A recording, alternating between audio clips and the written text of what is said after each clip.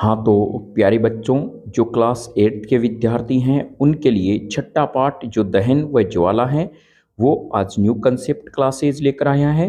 तो चलिए इनके पहले महत्वपूर्ण फैक्ट समझते हैं है क्या, फिर उनके बारे में देखेंगे।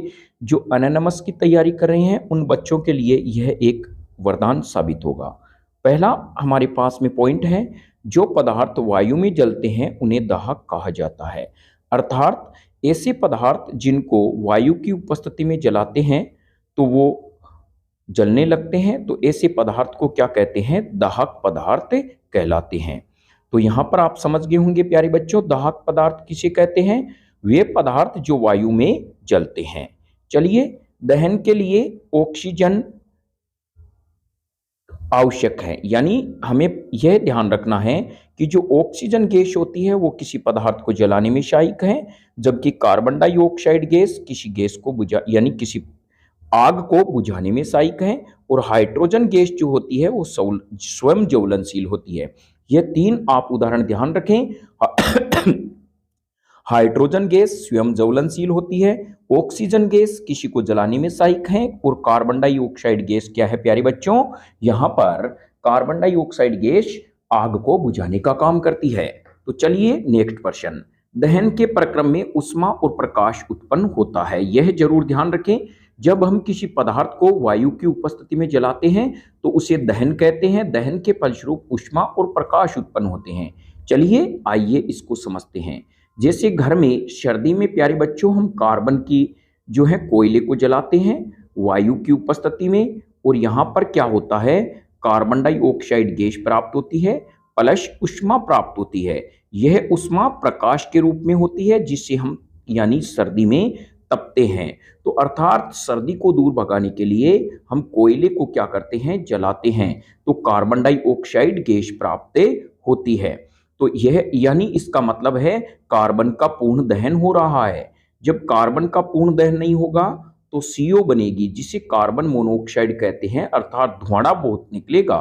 तो यहां समझ गए प्यारे बच्चों, दहन के लिए क्या आवश्यक है, ऑक्सीजन आवश्यक है। दहन के लिए प्रक्रम में ऊष्मा और प्रकाश उत्पन्न होता है। चलिए नेक्स्ट पदार्थ, यह बहुत ही महत्वपूर्ण है, ज्वलन ताप। वह निम्नतम ताप जिस पर कोई दाहक पदार्थ आग पकड़ लेता है। अर्थात हम कहते हैं कि ज्वलन ताप उस ताप को कहते हैं, वह न्यूनतम ताप होता है जिस पर कोई दाहक पदार्थ आग पकड़ लेता है। जिसी पदार्थ का ज्वलन ताप कम है प्यारे बच्चों तो वो आसानी से आग पकड़ लेता है। अब हमें कहा जाए कैसे, तो सपोज कीजिए एक आपके पास में लकड़ी है और एक आपके पास में क्या है, पेट्रोल है।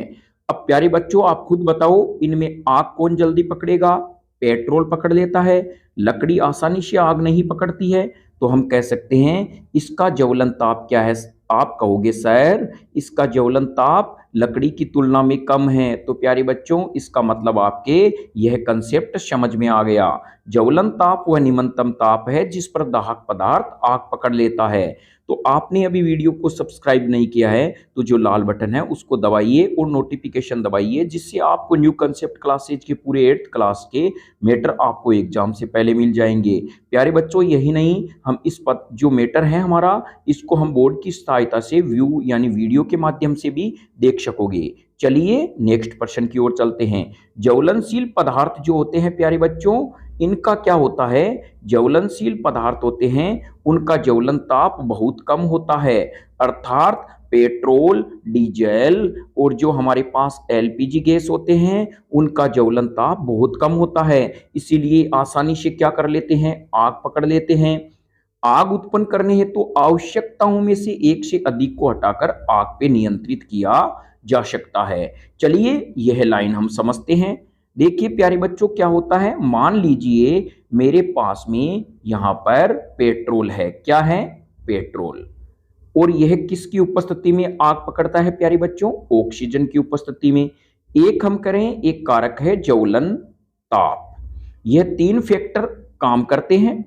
तो हम यहां पे कह सकते हैं इन तीनों में से किसी एक को हटा दे, या तो हम ऑक्सीजन की को हटा दें, इसकी सप्लाई को रोक दें। यानी अक्सर आपने देखा है हम कहते हैं जब किसी पदार्थ पर आग लग जाती है तो यानी सपोज कीजिए प्यारे बच्चों, तो हम मान लीजिए किसी लकड़ी पर कोई आग लग जाती है, और आप देखते हो गांवों के अंदर कभी आग लग जाती है तो लोग क्या करते हैं, बताइए लोग क्या करते हैं, उसके ऊपर लेट जाते हैं? नहीं प्यारे बच्चों, जब वो उस पे लेट जाएंगे उनका शरीर आग से जल जाएगा। वो क्या करते हैं, उस पर पानी डालते हैं। तो यहाँ चलते हैं, हम इसको समझते हैं। मान लीजिए यहाँ आग की लपटें हैं, और यहाँ पर इन्होंने यहाँ पानी डाल दिया, तो यहाँ पर जो वायुमंडल में ऑक्सीजन था, उस वायुमंडल में ऑक्सीजन और इस पदार्थ के बीच में क्या हो गया, ऑक्सीजन का कनेक्शन टूट गया, जिससे आग क्या हो गई, बुझ गई।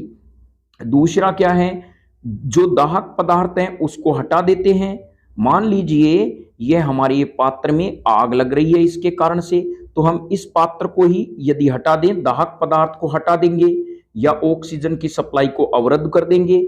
तीसरा महत्वपूर्ण पॉइंट है प्यारे बच्चों, ज्वलन ताप को कम करके। यानी हम कहते हैं, मान लीजिए सपोज कीजिए कि यदि किसी पदार्थ का ज्वलन ताप है 20, और यहां पर हम क्या करेंगे, यहां पर 20 हैं, तो यहां हमें पता है कि कोई भी गाड़ी स्टार्ट करने से पहले वो धीरे धीरे रफ्तार पकड़ती है, और जैसे ही सपोज कीजिए वह 20 की स्पीड पे आती है तो वो अपनी स्पीड ग्रोथ कर लेती है, पकड़ लेती है।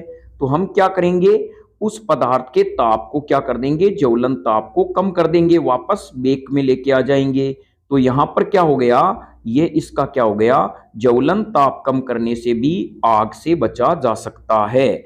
इसीलिए प्यारे बच्चों, आपने देखा होगा कभी जो आग बुझाने वाले कर्मचारी होते हैं, मान लीजिए यहाँ पे लपटें उठ रही है, ये क्या करते हैं, इस पर आपने देखा है कुछ पदार्थ होता है प्यारे बच्चों, यानी बेकिंग सोडा NaCHO3, जिसे सोडियम बाइकार्बोनेट कहते हैं, इसका छिड़काव करते हैं।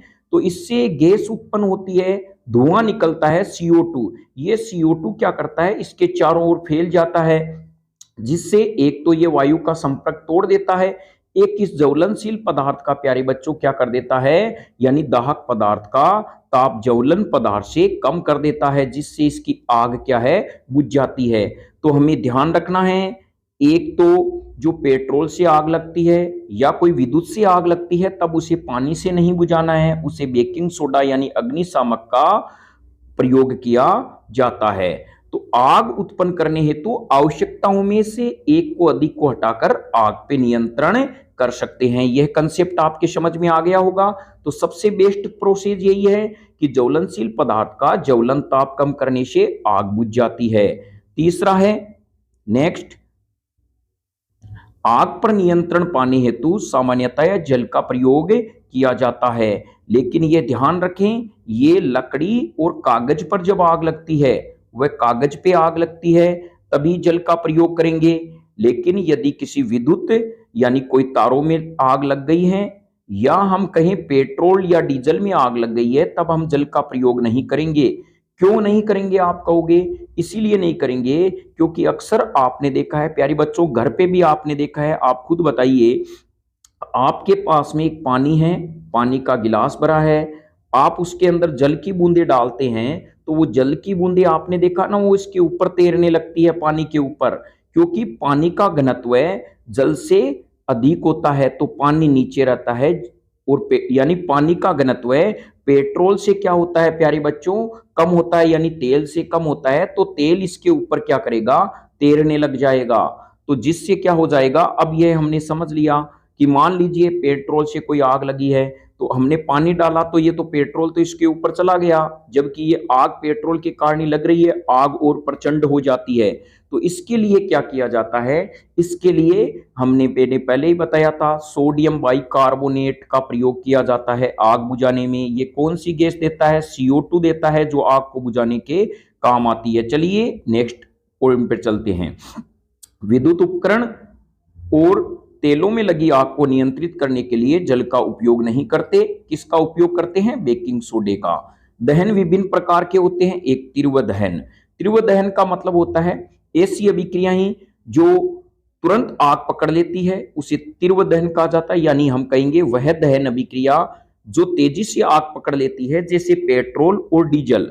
स्वतः दहन, कुछ ऐसे पदार्थ होते हैं जो अपने आप ही क्या कर लेते हैं, आग पकड़ लेते हैं, स्वतः आग पकड़ लेते हैं, जैसे हम कहीं फास्फोरस व सोडियम। यदि प्यारे बच्चों फास्फोरस व सोडियम को यानी फास्फोरस को यदि वायु में रखते हैं खुला तो यह आग पकड़ लेता है, इसीलिए इसे जल में डुबो के रखा जाता है। सोडियम भी आग पकड़ लेता है नमी में, इसलिए इसे केरोसिन में डुबा के रखा जाता है। चलिए यह समझ गए विस्फोट। कुछ ऐसे पदार्थ होते हैं जिसमें दहन विस्फोट के साथ होता है, जैसे फटाकों की ध्वनि। आप फटाके छुड़ाते हैं तो उसमें जोर से आवाज आती है, ऐसे लगता है कान के पर्दे फटेंगे, अब कोई बड़ा विस्फोट होने वाला है। तो अब यहाँ पे चलते हैं नेक्स्ट पर्सन की ओर। ज्वाला के विभिन्न क्षेत्र होते हैं, अभी हम चित्र की सहायता से समझेंगे। अदीप्त क्षेत्र, दीप्त क्षेत्र और ज्योतिहीन क्षेत्र। देखिए दीप्त का मतलब होता है वह क्षेत्र जो जिसका स्वयं का प्रकाश होता है यानी प्रज्वलित होता है। अदीप्त जिसका स्वयं का प्रकाश नहीं होता अदीप्त। और ज्योतिहीन यानी अंधकारमय क्षेत्र होता है। तो ज्वाला के तीन क्षेत्र कौन से होते हैं? अदीप्त, दीप्त और ज्योतिहीन जो क्षेत्र होते हैं। यानी हम कह सकते हैं, एक आपने नाम सुना है प्यारे बच्चों डीजे, DAJ, हम कह सकते हैं डीजे बज रहा है। तो ये ज्वाला के तीन क्षेत्र हैं। डी का मतलब दीप्त क्षेत्र, ए का मतलब अदीप्त क्षेत्र, जे का मतलब ज्योतिहीन ज्वाला। यदि वीडियो आपको अच्छा लगा तो लाइक जरूर करें और कमेंट भी लिखें, और यदि सब्सक्राइब नहीं किया है तो सब्सक्राइब करें, न्यू कंसेप्ट क्लासेज के साथ जुड़ते रहें। तो बताओ ज्वाला के कितने क्षेत्र होते हैं? हम कहेंगे सर ज्वाला के तो डीजे होता है। डीजे हमने बुलाया है, विवाह उत्सव चल रहा है, तो डी का मतलब क्या होगा? दीप्त, एक का मतलब अदीप्त क्षेत्र, जे का मतलब ज्योतिहीन ज्वाला। चलिए नेक्स्ट प्रश्न की ओर। यह प्रश्न तो बहुत ही महत्वपूर्ण है, इस बार एग्जाम में आने की संभावना है। आदर्श ईंधन क्या है? देखिए प्यारे बच्चों, ईंधन वो होता है जो क्या करता है, जब किसी पदार्थ को जलाने पर हमें ऊर्जा यानी उष्मा व प्रकाश प्राप्त होते हैं, उसे ईंधन कहते हैं। जब किसी पदार्थ को वायु की उपस्थिति में जलाते हैं तो हमें उष्मा और क्या प्राप्त होता है? प्रकाश। ऐसा ईंधन, उसे ईंधन कहते हैं। आदर्श ईंधन क्या होता है प्यारे बच्चों? सबसे पहला, ईंधन सस्ता होना चाहिए। कैसा होना चाहिए? सस्ता। दूसरा, ईंधन आसानी से उपलब्ध होना चाहिए। तीसरा है, यदि इस ईंधन को जलाएं तो कोई भी प्रकार का अवशिष्ट नहीं बचना चाहिए। मान लीजिए आप 2 लीटर गैस लेके आ गए और इसमें से 1 लीटर ही जली और बाकी की बच गई, तो आप तो कहोगे इसका करेंगे क्या? तो सबसे पहला, यह सस्ता होना चाहिए, आसानी से उपलब्ध होना चाहिए। जलने के बाद में प्यारे बच्चों क्या है? ये कोई अवशेष नहीं छोड़ना चाहिए। तीसरा क्या है? इसके ज्वलन ताप कम होना चाहिए, अर्थात यह है इसको जब जलाएं तो ये आसानी से जल जाए। ऐसे नहीं है ईंधन को जला रहे हैं, फूंक दे रहे हैं, फूंक दे रहे हैं, आंखों में धुआं आ रहा है, पूरा पड़ोस परेशान हो रहा है, लेकिन ये ईंधन नहीं जल रहा है। क्यों नहीं जल रहा है? ये कह रहा है मैं नहीं जलूंगा क्योंकि मेरे क्या है, ज्वलन ताप बहुत ज्यादा है। तीसरा है चौथा है आसानी से जलने वाला हो, यानी इसके क्या है, ज्वलन ताप कम होना चाहिए, आसानी से वहन योग्य होना चाहिए। इसके उसमें उष्मा का मान है वो बहुत ज्यादा होना चाहिए, उच्च होना चाहिए, और ऐसी गैस या अवशेष नहीं छोड़ने चाहिए जो पर्यावरण को प्रदूषित करते हैं। चलिए आदर्श ईंधन की पहली विशेषता हम लिख सकते हैं, आदर्श ईंधन की निम्न विशेषता होनी चाहिए। नंबर 1, हम पॉइंट लिखाते हैं, विषय हिसाब से लिख सकते हैं। ए में आप लिख सकते हैं आदर्श ईंधन सस्ता हो। नंबर यानी वह ईंधन, यानी ईंधन नंबर ए में लिख सकते हैं ईंधन सस्ता होना चाहिए। बी में लिख सकते हैं ईंधन आसानी से उपलब्ध होना चाहिए। नंबर सी लिख सकते हैं ईंधन का ज्वलन ताप कम होना चाहिए जिससे कि ईंधन आसानी से जल सके। डी में लिख सकते हैं ईंधन के ऊष्मीय ऊर्जा का मान उच्च होना चाहिए। ऊष्मीय ऊर्जा का मान क्या होना चाहिए? उच्च होना चाहिए। ई, ईंधन जलने के दौरान किसी भी प्रकार का कोई अवशेष नहीं छोड़ना चाहिए जो पर्यावरण को प्रदूषित करते हो। यदि यह गुण किसी भी ईंधन में पाए जाते हैं तो वो आदर्श ईंधन कहलाता है। एक ध्यान रखें, नोट लगा के कह सकते हैं, कोई भी ईंधन आदर्श ईंधन नहीं है। तो यहां पर आप समझ गए। तो चलिए, ईंधन की दक्षता और मूल्य परस्पर क्या होते हैं? भिन्न होते हैं, यह भी आप ध्यान रख सकते हैं। वैसे कोई ज्यादा कंटेंट वाला काम नहीं है। ईंधन की दक्षता को ऊष्मीय मान द्वारा प्रदर्शित किया जाता है जिसका मान किलो जूल प्रति केजी होता है। प्यारे बच्चों, यह बहुत ही महत्वपूर्ण फैक्ट है। ऊष्मीय ईंधन की दक्षता का जो ऊष्मीय मान का प्रदर्शन किया जाता है जिसका मात्रक होता है, तो ये ध्यान रखें, ये एग्जाम में आ सकता है। इसको हम शॉर्ट में लिख सकते हैं किलो जूल kg-1, यानी किलो जूल kg-1 होता है, किलो जूल प्रति किलोग्राम होता है। फिर हम चलते हैं नेक्स्ट प्रश्न की ओर।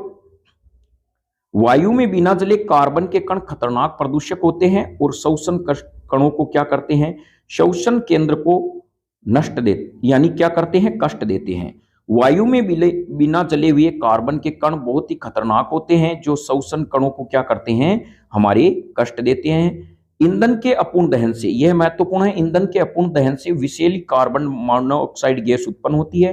कार्बन मोनोऑक्साइड का सूत्र होता है CO। यह होती कैसे है प्यारे बच्चों? पहली बात तो यह बहुत मीठी होती है। कैसी होती है? मीठी होती है। यह हमारे रक्त में घुल जाती है और रक्त के प्रवाह में बाधा उत्पन्न करती है।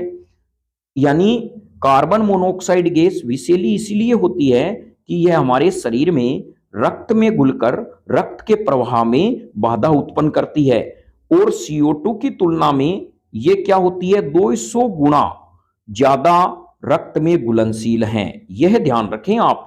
CO2 जो होती है, CO कार्बन मोनोऑक्साइड है, उसकी विलेयता CO2 की तुलना में रक्त में 200 गुना अधिक होती है। नेक्स्ट प्रश्न चलते हैं पॉइंट में। वायु में कार्बन डाइऑक्साइड की बढ़ी हुई मात्रा को वैश्व उष्णता का कारण बताया गया है। यह भी बहुत ही महत्वपूर्ण है। वायुमंडल में प्यारे बच्चों कार्बन डाइऑक्साइड की मात्रा होती है 0.03। यदि वायुमंडल में CO2 की मात्रा बढ़ जाती है तो यानी हम कहते हैं पृथ्वी का तापमान क्या है, बढ़ जाता है, जिसे विश्व उष्णता कहते हैं, ग्लोबल वार्मिंग कहा जाता है। यानी ग्लोबल वार्मिंग या विश्व उष्णता किसे कहते हैं, पॉइंट लगा ले। कार्बन डाइऑक्साइड की बढ़ती मात्रा से पृथ्वी के तापमान में वृद्धि होना विश्व उष्णता या ग्लोबल वार्मिंग कहलाती है। चलिए यह होता कैसे है प्यारे बच्चों। एक्चुअल में यह हमारी पृथ्वी है, यहां पर हम हैं, यहां पर आप हमसे पढ़ाई कर रहे हो, यहां पर पेड़ पौधे हैं। यहां पर यह कार्बन डाइऑक्साइड वायुमंडल में इस प्रकार से एक लेयर बनाती है, यह एक छतरी बना देती है। सूर्य से आने वाली किरण को हमारे पास आ जाती है, लेकिन अब क्या करेगा प्यारे बच्चों, यहां देखिए, यह किरण सूर्य यानी सूर्य से आने वाले प्रकाश को हमारे तक आने देती है, लेकिन वापस ये कहेगी अब मैं जाऊंगा, तो कार्बन डाइऑक्साइड कहती है आई थी मेरी मर्जी, यानी आई थी तो खुद की मर्जी से, अब जाएगी मेरी मर्जी से। ये इसको वापस कहती है वापस जा।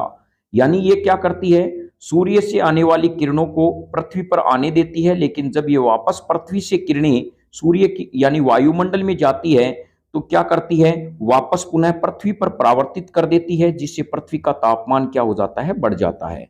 विश्व उष्णता का प्रभाव क्या है प्यारे बच्चों, यहां पर एक बहुत ही महत्वपूर्ण फैक्ट है। जब पृथ्वी का तापमान बढ़ जाएगा तो जो हमारे पास में हम कहें हिमालय पे जो आसपास में ग्लेशियर में बर्फ है वो पिघल जाएगी, जिससे आसपास के क्षेत्र हैं जो जलमग्न हो जाएंगे। जो जल के आसपास वाले क्षेत्र हैं वो जलमग्न हो जाएंगे, समुद्र के किनारे वाले, जैसे मुंबई खतरे के निशान पे है, मालदीव का अधिकांश भाग जलमग्न हो गया है। तो वैश्विक उष्णता से बाढ़ की संभावना है नंबर 1। और पृथ्वी के अचानक तापमान से क्या हो जाता है, त्वचा का कैंसर हो जाएगा, क्योंकि हमें पता है ना, त्वचा यानी जैसे ही तापमान हमारे शरीर पे पड़ेगा तो हमारी गर्मी होगी, हम उस त्वचा को बार बार खुजलाएंगे तो त्वचा का कैंसर होने का खतरा है। नेक्स्ट है, आवश्यकता से अधिक तापमान होने से पादप में प्रकाश संश्लेषण की क्रिया अवरुद्ध हो जाती है। तो यह हो गया। नेक्स्ट चलते हैं अगले पॉइंट में। हम एक एक कंसेप्ट को कंसेप्ट वाइज पूरा समझने का प्रयास करेंगे। फिर हमारे पास में प्यारे बच्चों यहां पर है, कोयले, डीजल और पेट्रोल से दहन उत्पन्न होने से सल्फर, नाइट्रोजन के ऑक्साइड और अम्लीय वर्षा उत्पन्न होते हैं, जो फसलों व मानव जीवन को तथा नदियों में रहने वाले जीवों को नुकसान पहुंचाते हैं। ध्यान रखिए, वायु प्रदूषक कौन से होते हैं, कोयले, डीजल और पेट्रोल। जब ये जलते हैं तो क्या करते हैं, एक सल्फर डाइऑक्साइड देते हैं, एक नाइट्रोजन के ऑक्साइड भी प्यारे बच्चों ये देते हैं। तो इनसे क्या होता है, जब SO2 जल में घुल जाती है वर्षा के तो अम्लीय वर्षा करती है, और ये नाइट्रोजन के ऑक्साइड भी अम्लीय वर्षा के लिए उत्तरदायी हैं। चलिए यह पॉइंट देखने के बाद हम चलते हैं। देखिए, जब ईंधन का अपूर्ण दहन होता है तो क्या होता है, कार्बन मोनोऑक्साइड गैस देते हैं, ये अत्यंत विषैली गैस है। बंद कमरे में कोयला जलाना खतरनाक होता है। उत्पन्न कार्बन मोनोऑक्साइड गैस से कमरे में सो रहे व्यक्ति की मृत्यु हो सकती है। तो ये बहुत ही महत्वपूर्ण है, क्योंकि अभी मैंने बताया था कार्बन मोनोऑक्साइड गैस है, इसका सूत्र होता है CO। यह हमारे रक्त में घुल जाती है और रक्त में यानी हमारे रक्त के अंदर घुलकर रक्त के प्रवाह में बाधा उत्पन्न करती है। CO जो होती है वो CO2 की तुलना में रक्त में 200 गुना ज्यादा घुलनशील है। तो यह आप समझ गए होंगे प्यारे बच्चों कि अपूर्ण दहन जब कार्बन का होता है तो कौन सी गैस उत्पन्न होती है? Carbon monoxide. यह गैस अत्यंत विषैली होती है और बंद कमरे में इसलिए कहते हैं हमें सिगड़ी जलाकर नहीं सोना चाहिए, यानी कोयला जला के नहीं सोना चाहिए। फिर चलते हैं नेक्स्ट प्रश्न की ओर। तो यहां देखिए प्यारे बच्चों, यहां पे उष्मीय ऊर्जा का जो मात्रक है वो ध्यान रखना, उष्मीय मान है वो किलो जूल प्रति केजी होता है। अब यहां पर आपको दिए गए हैं उष्मीय, मान लीजिए सपोज कीजिए आपको कोई प्रश्न के 4 उष्मीय मान दे देते हैं और कौन सा ईंधन सर्वश्रेष्ठ है, तो आपको देखना है किसका मान ज्यादा है। यहां पर यदि हम बात करते हैं हाइड्रोजन की, तो हाइड्रोजन एक सबसे अच्छा ईंधन माना जाता है, क्योंकि इसके उष्मीय ऊर्जा का मान बहुत ज्यादा है। यह आंकड़ा आपको रटना नहीं है, बस यदि मान लीजिए आपको कहा जाता है, मैं एग्जाम्पल के लिए कह रहा हूं, आपके पास में A पदार्थ है, B पदार्थ है, C है, D है, उसमें ऊर्जा का मान इसका 4 है, इसका 6 है, इसका 8 है, इसका 2 है। बताइए कौन सा ईंधन सबसे अच्छा है? तो आप कहोगे उसमें ऊर्जा का मान C का ज्यादा है, यह ईंधन सबसे अच्छा है। और D वाला ईंधन है वो सबसे घटिया क्वालिटी का है, क्योंकि उसके उसमें ईंधन का मान कम है। तो यहां पर देखिए आप गोबर के उपले होते हैं, उसमें ऊर्जा का मान कम होता है, तो यह ईंधन श्रेष्ठ नहीं माना जाता। सबसे अच्छा ईंधन माना जाता है हाइड्रोजन को और उसके बाद में जैव गैस को। तो यहां पर यह समझ गए होंगे जिसकी उसमें ऊर्जा का मान ज्यादा होगा वो अच्छा ईंधन माना जाएगा। चलिए हम देखते हैं ईंधन के दहन से हानिकारक उत्पाद क्या प्राप्त होते हैं। ईंधन के दहन से हानिकारक उत्पाद, पहला यह है ईंधन का बढ़ता हुआ उपयोग पर्यावरण में हानिकारक प्रभाव डालता है। कैसे डालता है चलिए देखते हैं। नंबर 1 में है लकड़ी, कोयला और पेट्रोलियम जैसे कार्बन ईंधन बिना जले कार्बन कण छोड़ते हैं। ये सूक्ष्म कण खतरनाक होते हैं जो दमा और श्वास रोग को उत्पन्न करते हैं। तो पहली बात तो हम कह सकते हैं ईंधन जब जलता है प्यारे बच्चों तो क्या होता है कि लकड़ी, कोयला और पेट्रोलियम जब जलता है तो कार्बन के कण बिना जले, कार्बन ईंधन बिना जले कार्बन का कण छोड़ देता है। ये कण हमारे श्वसन तंत्र में जाकर दमा और श्वास रोग उत्पन्न करते हैं। तो पहला हम कह सकते हैं, पहला इफेक्ट कह सकते हैं श्वसन तंत्र पर, श्वसन तंत्र पर। चलिए पहला पॉइंट आप डाल लीजिए, हानिकारक प्रभाव श्वसन तंत्र पर। प्यारे बच्चों इसको इस प्रकार से लिखें, श्वसन तंत्र हेडिंग डाल ली, फिर इसमें लिखे लकड़ी, कोयला और पेट्रोलियम जैसे कार्बन ईंधन को जलाने पर यह बिना जले ही कुछ कार्बन के कण छोड़ते हैं। यह सूक्ष्म कण श्वसन तंत्र के द्वारा हमारे शरीर में पहुंचकर दमा जैसी बीमारी उत्पन्न करते हैं। तो यह आपने पहला पॉइंट लिख लिया होगा। चलिए दूसरे पॉइंट की ओर चलते हैं। फिर है अभी दूसरा पॉइंट समझेंगे। पहला पॉइंट आपने लिख लिया श्वसन तंत्र पर। इन ईंधन का अपूर्ण दहन कार्बन मोनोऑक्साइड गैस देता है। यह अत्यंत विषैला होता है। बंद कमरे में कोयला जलाना खतरनाक है। कार्बन मोनोऑक्साइड से कमरे में सो रहे व्यक्ति की मृत्यु भी हो सकती है। तो चलिए नेक्स्ट हम कह सकते हैं नंबर 2 में, हम कह सकते हैं नंबर 2 में CO का प्रभाव, CO का प्रभाव। दूसरे नंबर पे आप डाल देना प्यारे बच्चों CO का प्रभाव। इसमें लिखे ईंधन के अपूर्ण दहन से कार्बन मोनोऑक्साइड गैस प्राप्त होती है। यह कार्बन मोनोऑक्साइड गैस अत्यंत विषैली गैस है जो हमारे रक्त में घुलकर रक्त के प्रवाह में बाधा उत्पन्न करती है। यदि बंद कमरे में हम कोयला जलाते हैं तो कार्बन यानी अपूर्ण दहन से कार्बन मोनोऑक्साइड गैस निकलती है, जिससे सो रहे व्यक्ति के रक्त में यह घुलकर उसे मूर्छा ला देती है और अंत में मृत्यु हो जाती है। चलिए दूसरा आपने इफेक्ट लिख लिया। तीसरे में लिखना आप ग्लोबल वार्मिंग। तीसरा देखिए हम जैसे पॉइंट लिखेंगे उसी हिसाब से आप पढ़ते रहेंगे, अच्छे मार्क्स आने की संभावना है। तीसरा है ग्लोबल वार्मिंग। Global warming. यह जो आपके सामने दिख रहा है यही आप लिख सकते हैं, या इसे अभी हमने लिखा था ब्रैकेट में विश्व उष्ण, विश्व उष्ण। तो हम कह सकते हैं इसमें क्या लिखोगे प्यारे बच्चों, ग्लोबल वार्मिंग लगा के हेडिंग, अधिकांश ईंधन जैसे लकड़ी व कोयला को जलाने पर कार्बन डाइऑक्साइड गैस निकलती है। कार्बन डाइऑक्साइड का सूत्र होता है CO2, और इस गैस की वायुमंडल में 0.03% से अधिक मात्रा होने से पृथ्वी का तापमान बढ़ जाता है, जिसे ग्लोबल वार्मिंग कहते हैं।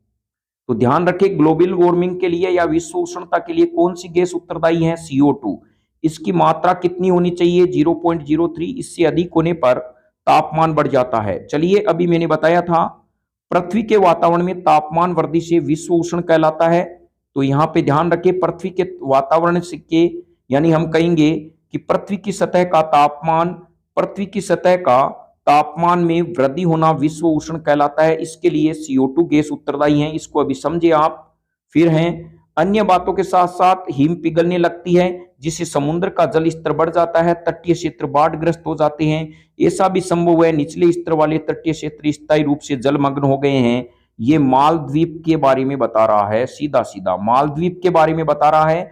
मालद्वीप का अधिकांश भाग जलमग्न हो गया है, और खतरे के निशान पे हमारे बंबई हैं, वो जो हैं कलकत्ता हैं, जो समुद्री इलाके हैं वो खतरे के निशान पे हैं। अर्थात हम कह सकते हैं 8 स्टेट हैं वो खतरे के निशान पर हैं।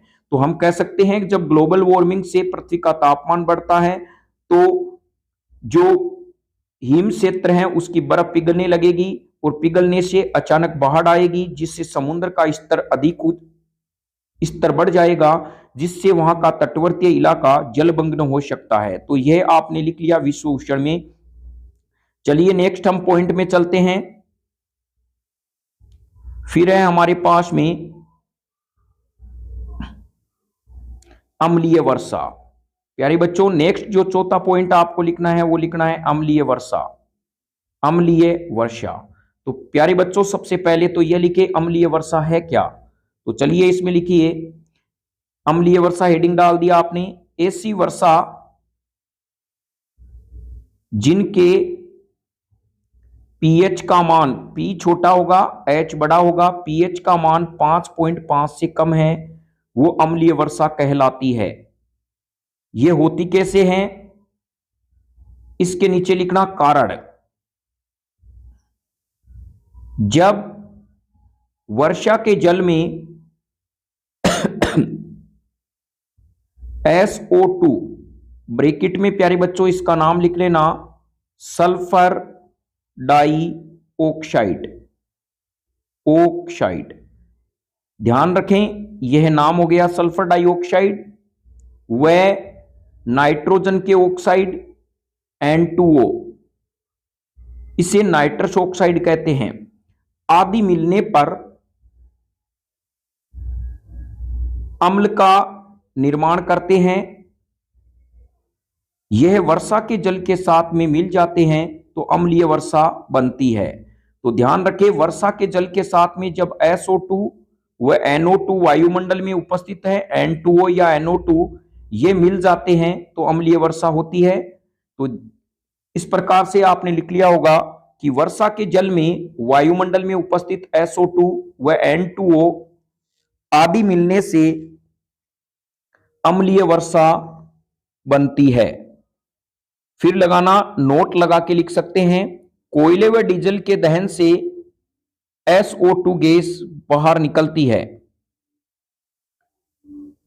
यानी कौन सी गैस देते हैं? SO2 तथा कुछ मात्रा में N2O भी देते हैं। चलिए आपने आज यह फैक्ट देखा।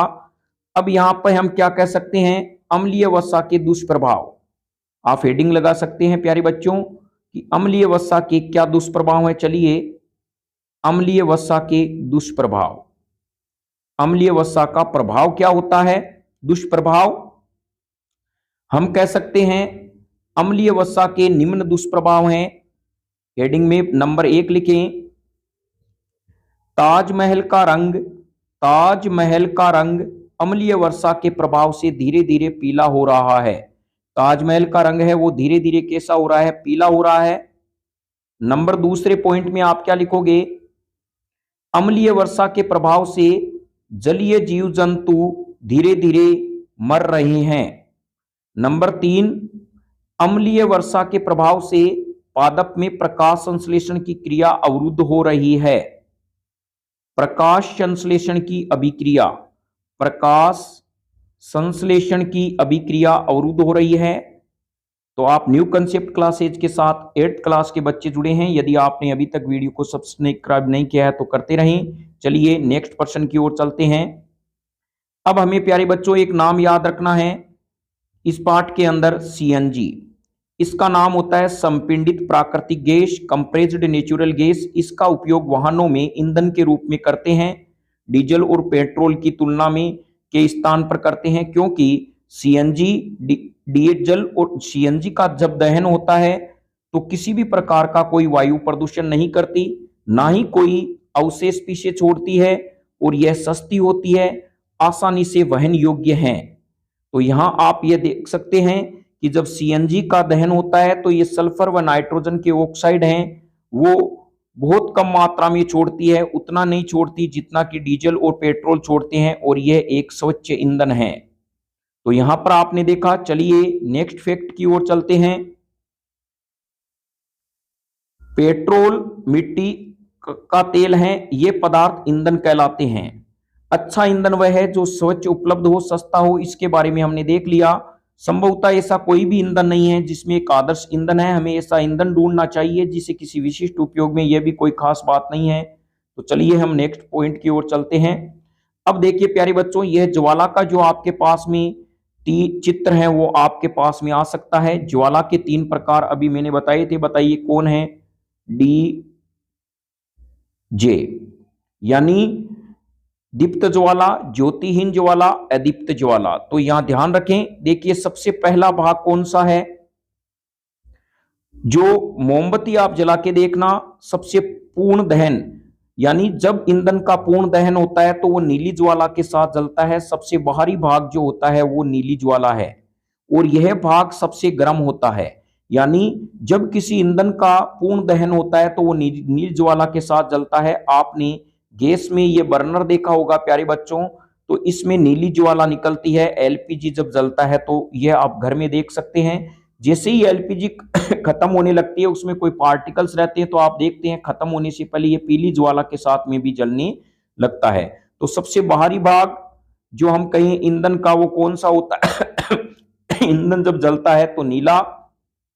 मध्य भाग होता है प्यारे बच्चों पीला, यानी आंशिक दहन हो रहा है। यानी जब किसी ईंधन का आंशिक दहन होता है, पूर्णतः नहीं जलता है, तो कौन सा भाग दिखाई देता है, पीला। और यह भाग कम गर्म होता है, और अंदर वाला जो भाग होता है, आंतरिक भाग जो बिना जले दिखाई देता है, वो काला होता है, ये सबसे कम गर्म होता है।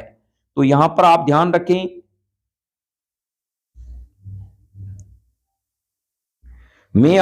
इसको हम इस प्रकार से याद रख सकते हैं प्यारे बच्चों। मान लीजिए मैंने गृह कार्य दिया और मैं कहूंगा का पीला, कॉपी चेक कराओ, आप कहोगे ना आज घर पे भूल गया।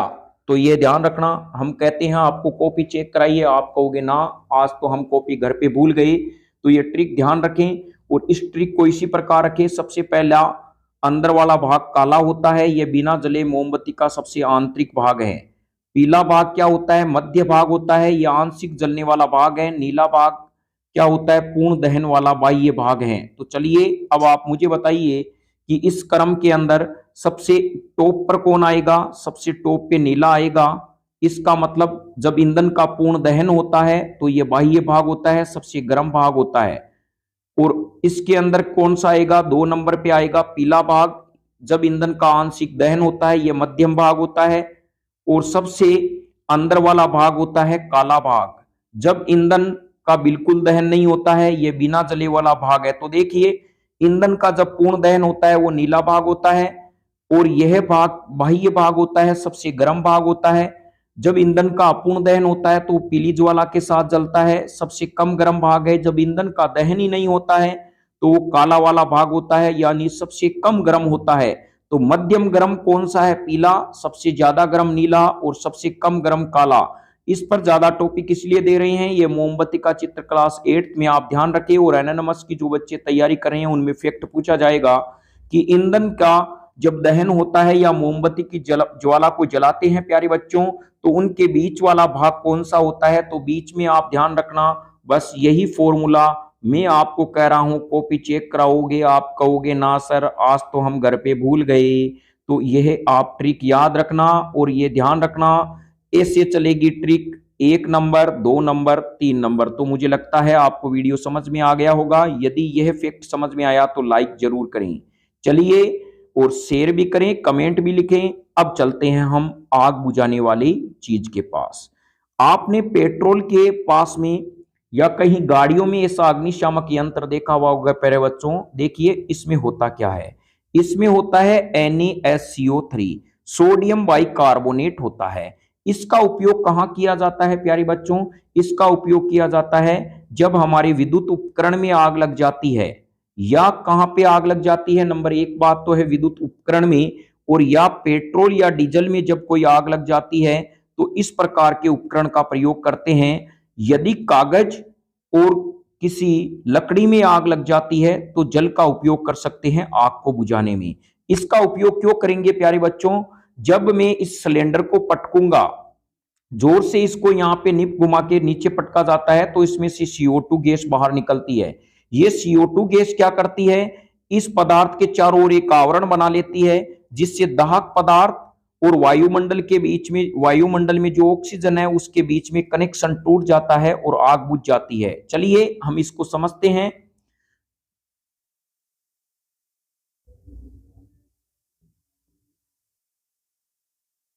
जूम करके दिखा रहे हैं आपको। जल सबसे अधिक प्रचलित अग्निशामक है। अग्निशामक का मतलब क्या हो गया? अग्नि को बुझाने वाला। परंतु जल तभी कार्य करता है जब लकड़ी और कागज जैसी वस्तुओं पे आग लगी हो। यदि विद्युत उपकरण में आग लगी है तो जल विद्युत का चालन कर सकता है और आग बुझाने वाले कर्मचारी को हानि हो सकती है। तेल और पेट्रोल में लगी आग बुझाने हेतु जल का उपयोग उचित नहीं है। क्या आपको याद है कि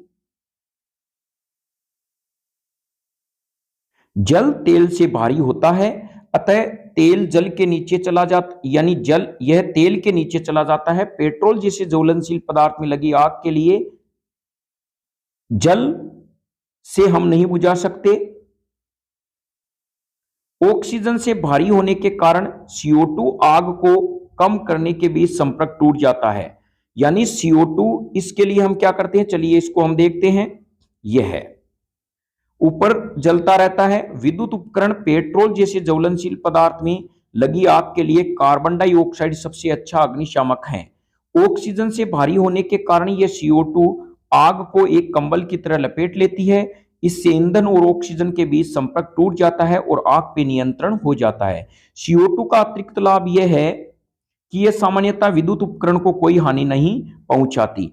क्या होता है प्यारे बच्चों, यहां पर CO2 और ऑक्सीजन की बात करें तो CO2 ऑक्सीजन से भारी होती है, तो जैसे यहां पे आग लग रही है तो ये CO2 इसके चारों तरफ फैल जाती है, जिससे यहां वायुमंडल में ऑक्सीजन और इस दाहक पदार्थ के बीच में संपर्क टूट जाता है और आग बुझ जाती है।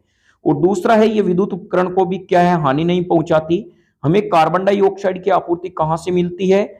उच्च दाब पर यह द्रवित रूप से सिलेंडर में भरी जा सकती है। LPG किस रूप में सिलेंडर में भरी जाती है? सिलेंडर में छोड़ने जाने पर CO2 बहुत अधिक फैलती है और ठंडी हो जाती है। यह न केवल आग के चारों ओर घेर लेती है बल्कि ईंधन के ताप को नीचे ले आती है। तो ध्यान रखना, यह ऑक्सीजन और दाहक पदार्थ के बीच भी संपर्क नहीं तोड़ती है बल्कि ईंधन के ज्वलन ताप को कम कर देती है, इसलिए अति उत्तम अग्निशामक है। फिर हम कह सकते हैं नेक्स्ट, चलिए यहां पे ये जो हमारे पास में प्रोसेस है, सिलेंडर में छोड़े जाने पर CO2 प्राप्त करने का दूसरा तरीका सोडियम बाइकार्बोनेट है, यानी अभी मैंने कहा था सोडियम बाइकार्बोनेट दूसरा तरीका है।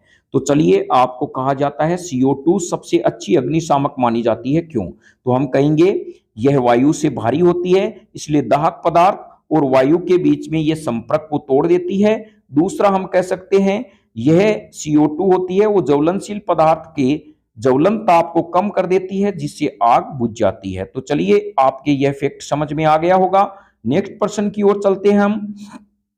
ये वाला भी आपके पास में टॉपिक समझ में आ गया, ये भी आ गया। फिर है